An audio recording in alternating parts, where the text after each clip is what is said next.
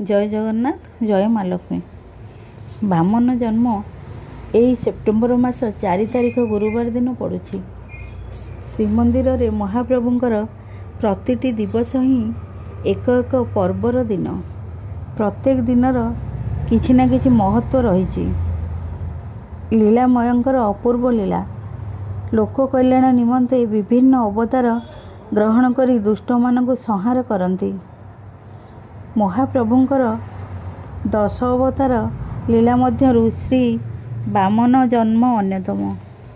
भाद्र शुक्लपक्ष द्वादशी तिथि रे मध्याह्न समय रे भगवान विष्णु बामन अवतार ग्रहण करथिले। एही धरापृष्ठ रे अवतरण करथिले। एही दिनटी को बामन जन्म रूपे पालन करा जाए। भगवान विष्णु बामन वेश धरी महादानी बळी को पाद तले पाताल को चापिथिले। एही दिनटीर विशेष प्रभाव रही। आउ मध्य गजपतिंकर नुआ अंक प्रचलन होइथाए। एही दिनटी को मध्य शून्या कहा जाए।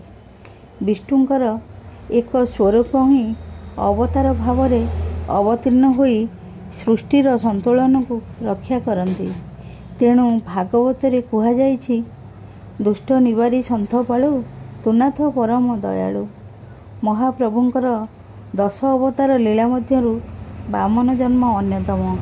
एही बामन जन्म उत्सव श्रीमंदिर रे बहु रीतिनीति सहित पालन करा जाए।